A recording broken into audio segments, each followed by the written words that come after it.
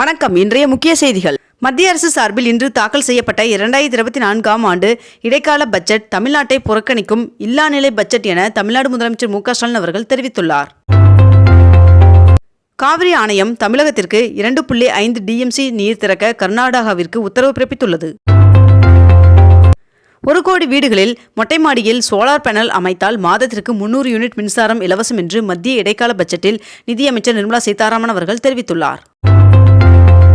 தமிழக ஆளுநர் ஆர்.என். ரவி அவர்களின் உரையுடன் வருகின்ற பிப்ரவரி 12ஆம் தேதி தமிழக பட்ஜெட் கூட்டத்தொடர் தொடங்கும் என்றும், மேலும் 2024-25ஆம் ஆண்டிற்கான நிதிநிலை அறிக்கையை 19ஆம் தேதி நிதி அமைச்சர் தங்கம் தென்னரசு அவர்கள் தாக்கல் செய்ய உள்ளதாகவும் சட்டப்பேரவைத் தலைவர் அப்பாவு அவர்கள் தெரிவித்துள்ளார். அமெரிக்காவில் H-1B விசா பெறும் தேர்வுக்கான புதிய விதிமுறைகள் அக்டோபர் முதல் நடைமுறைக்கு வர உள்ளதாக தகவல் வெளியாகியுள்ளது.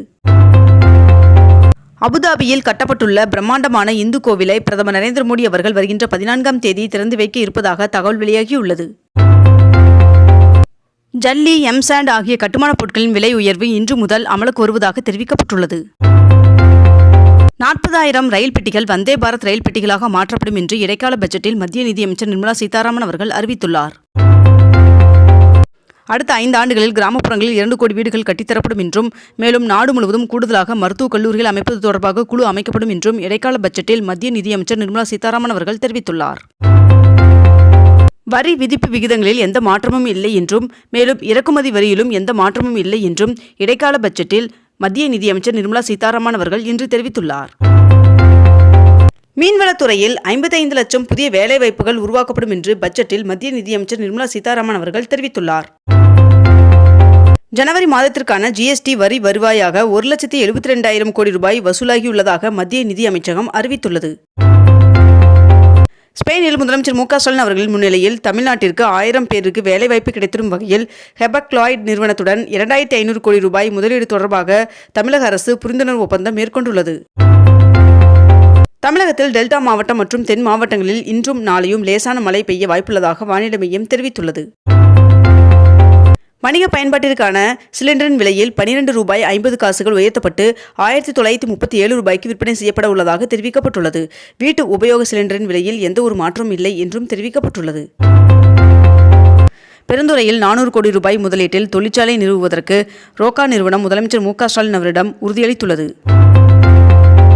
டெல்லி மதுபான கொள்கை முறைகேடு வழக்கில் அம்மாநில முதல்வர் அரவிந்த் கெஜ்ரிவால் அவர்களுக்கு அமலாக்கத்துறை 5வது முறையாக சம்மன் அனுப்பியுள்ளது. CAA சட்டத்தால் சிறுபான்மையின மக்களுக்கு பாதிப்பு ஏற்படுவதை அதிமுக ஒருபோதும் அனுமதிக்காது என்று அதிமுக பொதுச் செயலாளர் எடப்பாடி பழனிசாமி அவர்கள் தெரிவித்துள்ளார்.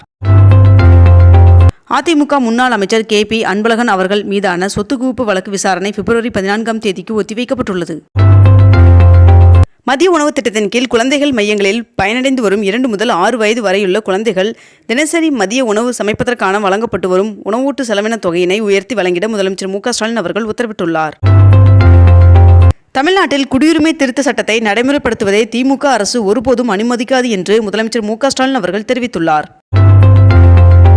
பேடிஎம் தொடர்ந்து விதிமீறல்களில் ஈடுபட்டு வந்ததன் காரணமாக பண பரிமாற்ற நடவடிக்கைகள் தவிர வேறு எந்த வங்கி செயல்பாடுகளிலும் ஈடுபடக்கூடாது என்று ரிசர்வ் வங்கி திட்டவட்டமாக தெரிவித்துள்ளது.